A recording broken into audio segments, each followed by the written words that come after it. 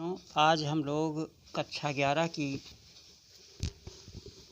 Class में या गणित की किताब में सरल रेखाओं का अध्ययन करेंगे। सरल रेखाएं क्या हैं?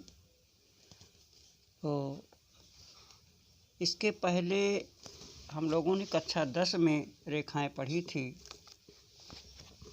अलग अलग रेखाएं, एक रेखा, उसी की पुनरावृत्ति है।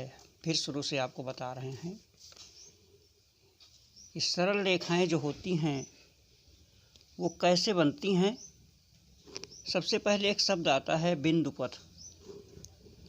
जैसे कोई व्यक्ति, जिस व्यक्ति से लोग चलते हैं, उस रास्ते को जनपथ कहा जाता है। जिस रास्ते से गाड़ियां निकलती हैं, ट्रेनें निकलती हैं, उसे रेल पथ कहा जाता है। जिस रास्ते से राजा निकलता है, उस रास्ते को, जिस रास्ते से जाता है, उसे राजपथ कहा जाता है। उसी प्रकार जिस रास्ते से हमारा बिंदु जाता है, ये बिंदु हैं, छोटे छोटे बिंदु, बहुत से बिंदु, जिस रास्ते से बिंदु जाता है उस रास्ते को बिंदु पथ कहा जाता है। तो सबसे पहले हमारी परिभाषा क्या बनती है? बिंदु पथ। बिंदु पथ है क्या? पहले आप इसकी परिभाषा देखें कि बिंदु पथ को डिफाइन कैसे किया गया। परिभाषा क्या दी गई कि बिंदु जिस रास्ते से होकर जाता है, बिंदु जिस रास्ते से, बिंदु जिस रास्ते से, या कहिए पथ से, जिस पथ से होकर जाता है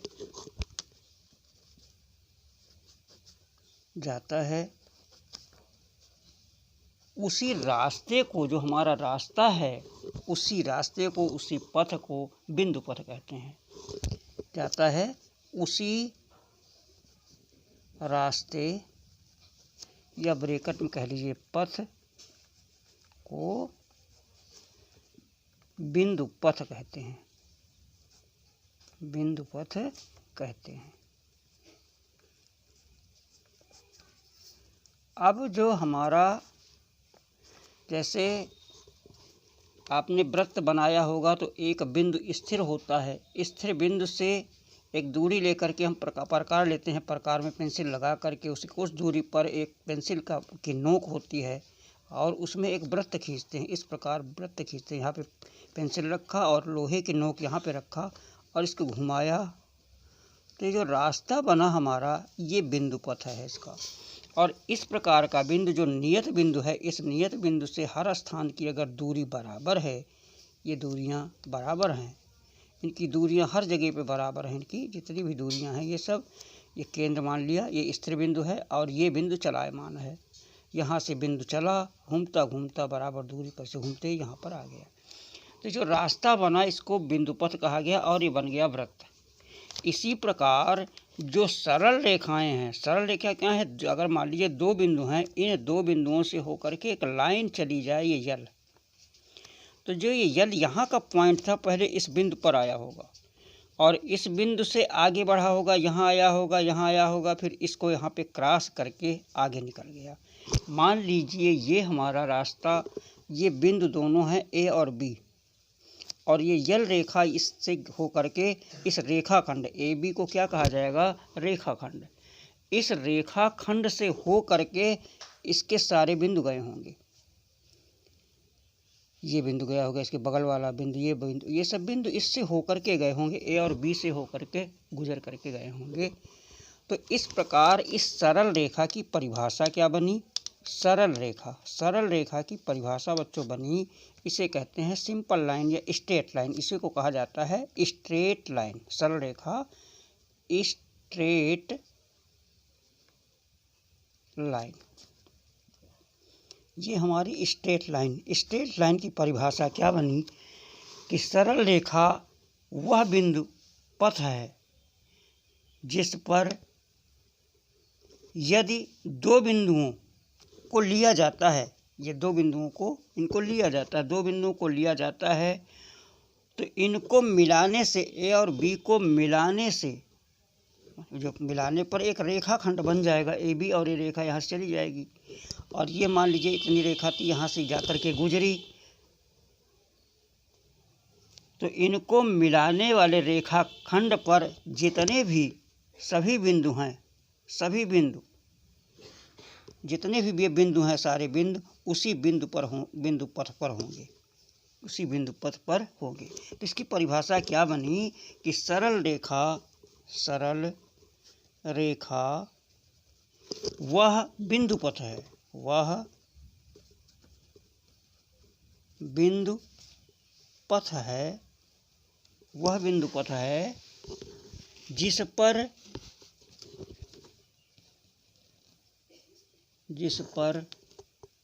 यदि दो बिंदुओं को लिया जाता है, जिस पर यदि दो बिंदुओं को लिया जाता है, दो बिंदुओं को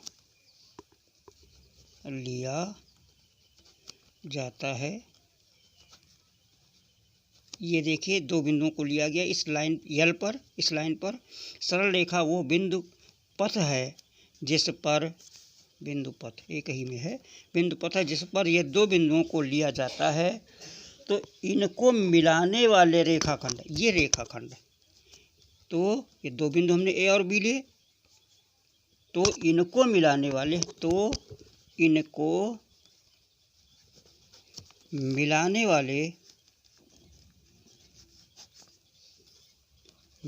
वाले रेखा खंड, इनको मिलाने वाले रेखा खंड पर सभी बिंदु, जितने भी बिंदु हैं, सभी बिंदु उस बिंदु पथ पर होंगे, सभी बिंदु उस बिंदु पथ पर होंगे। ये सरल रेखा की परिभाषा है। अब हम इस रेखा को, जो रेखा हमारी स्ट्रेट लाइन है, सरल रेखा है, सरल रेखा से फिर सरल रेखाएं पढ़ेंगे, स्ट्रेट लाइंस बहुवचन में, एक रेखा, फिर दो रेखा, फिर तीन रेखा, फिर चार रेखा, इस प्रकार की रेखाएं।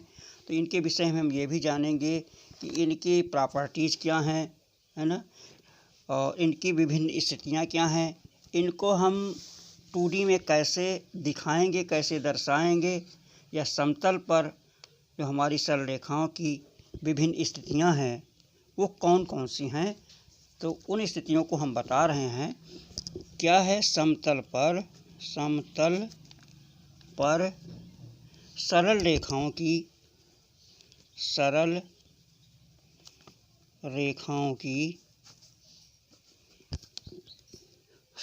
की विभिन्न स्थितियां क्या हैं, विभिन्न स्थितियां, इन विभिन्न स्थितियों को हम दिखाएंगे। विभिन्न स्थितियां क्या हैं, इनमें देखिए कि इसकी क्या विशेषता है विभिन्न स्थितियों की। पहली जो हमारी स्थिति है, जो पहली परिस्थिति है, स्थिति है कि अगर एक बिंदु कोई है, एक बिंदु से, जो हमारा ये एक बिंदु है, एक बिंदु से पहली स्थिति क्या बनती है कि एक बिंदु से होकर खींचे जाने वाली रेखाओं की संख्या अनंत होती है। पहली बात क्या है, एक बिंदु से खींची जाने वाली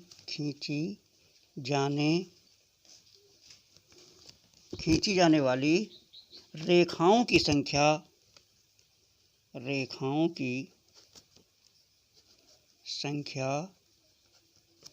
अनंत होती है,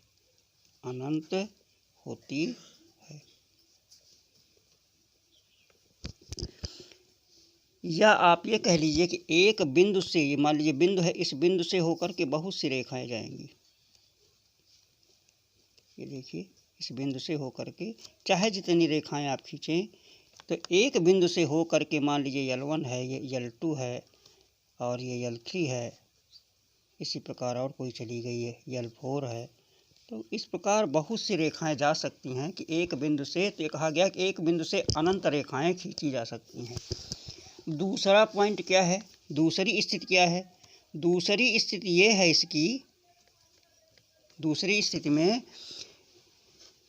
कि एक दिए गए बिंदु से होकर एक विशेष दिशा में एक और केवल एक ही रेखा खींची जा सकती है। क्या बात इन्होंने कहा कि एक दिए गए बिंदु से, ये भी था एक बिंदु से, इसमें दिशा नहीं दी है, इस वाले में क्या दिया है, दिशा दिया है कि एक दिए गए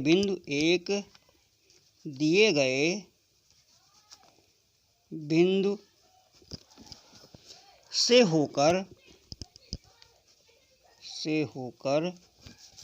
एक विशेष दिशा में होकर एक विशेष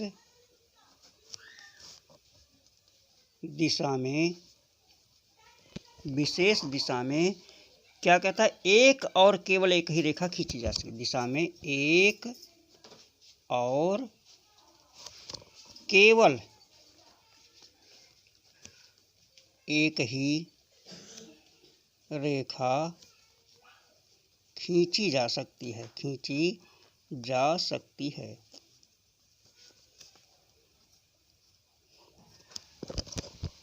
देखिए बच्चों, जैसे ये हमारे पास ये एक्स अक्ष है, ये वाला एक्स डैश, ये एक्स है, ये एक्स डैश है, और ये वाई है, ये हमारा वाई डैश है, ये इसका मूल बिंदु है।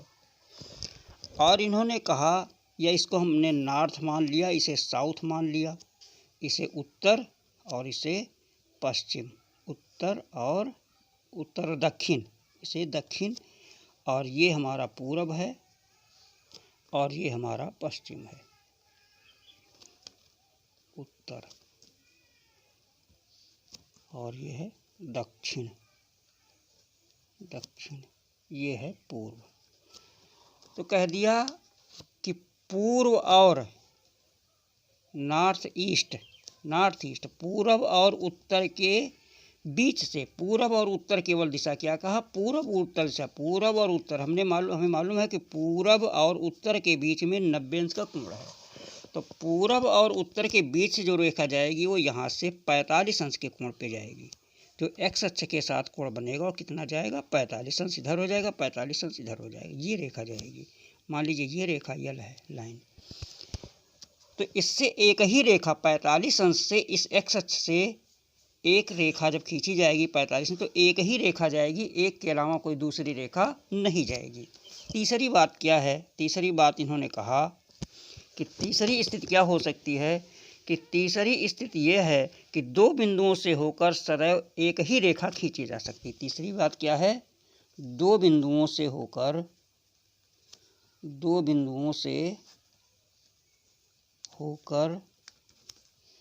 केवल एक ही रेखा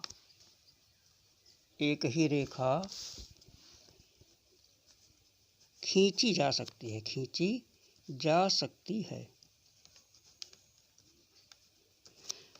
जैसे मान लीजिए हमारे एक बिंदु ये है, एक बिंदु ये है, P है, दूसरा Q है, इससे होकर के एक ही रेखा जाएगी, कि दोनों बिंदुओं से होकर के जाए, एक ही रेखा जा सकती है, दूसरी रेखा नहीं जा सकती है।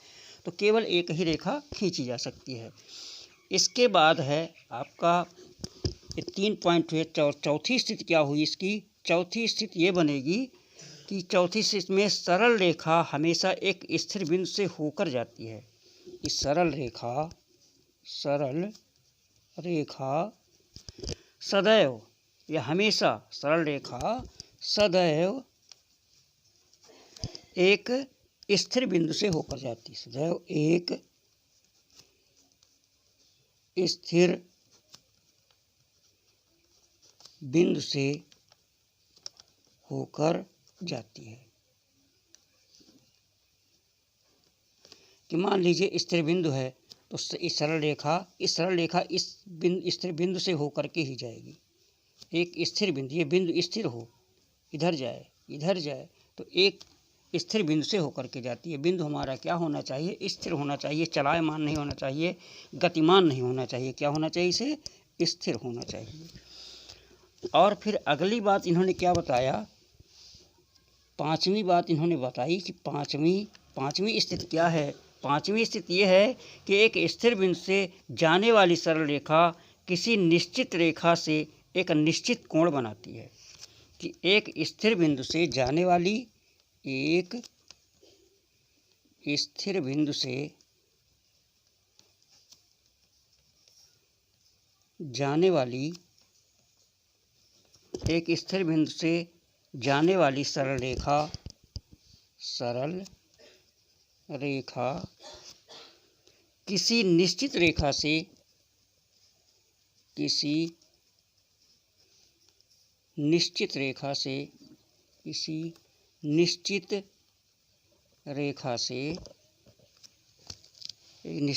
से एक निश्चित कोण बनाती है, एक निश्चित कोण बनाती है। मान लीजिए कि हमारे पास ये चतुर्थांश है, एक्स अक्ष यहाँ पे, वाई अक्ष, और यहाँ पे एक्स डैश है और यहाँ पे वाई डैश है। यहाँ पे मूल बिंदु है और यहाँ पे कोई बिंदु है 4,3 दिया हुआ है, और इस बिंदु से कोई रेखा जाएगी। अगर मान लीजिए कोई रेखा जा रही है, चाहे यहाँ से ओ से होकर के जाए, चाहे इधर से जाए, कहीं से भी होकर के जाएगी। अगर ये रेखा जा रही, स्थिर बिंदु से होकर के जा रही है ये रेखा, मान लीजिए यल, तो ये देखिए जो हमारी एक निश्चित रेखा है, ये एक्स अक्ष जो हमारा है, एक्स अक्ष से एक निश्चित कोण बनाती है। ये कोण बना रही है, कोण इसका मान निश्चित होगा, क्योंकि एक्स अक्ष भी स्थिर होता है और ये बिंदु भी स्थिर है। स्थिर बिंदु से कोई रेखा जाएगी तो सीधी सरल रेखा जाएगी और वो आ करके एक्स अक्ष को काटेगी, वाई अक्ष को भी काटेगी। लेकिन सदैव जो कोण माना जाता है एक्स अक्ष की धनात्मक दिशा से ही माना जाता है। तो ये कोण जो एक्स अक्ष के साथ, ये स्थिर रेखा हो गई और ये स्थिर बिंदु हो गया। स्थिर बिंदु से जाने वाली रेखा एक स्थिर रेखा से एक निश्चित कोण बनाती है। जो कोण बनाती है वो निश्चित बनाती है, यह निश्चित रेखा कहिए, स्थिर रेखा कहिए। इस प्रकार जो हमने ये 5 स्थितियां देखी इसकी, और इसके आगे बहुत कुछ है, फिर आगे हम पढ़ाएंगे। आज यहीं तक। इस आशा है ये 5 पॉइंट तथा बिंदु पथ और सरल रेखा, समतल पर सरल रेखाओं की इस विभिन्न स्थितियां, इनको आप लोगों ने भली प्रकार से समझा होगा। और क्रम से आप वीडियो को देखते जाएं, क्रम वाइज। अगर क्रम से देखेंगे तो आपके समझ में अवश्य आएगा, और इसका जो आगे का भाग है वो अगले वीडियो में हम भेज देंगे। धन्यवाद।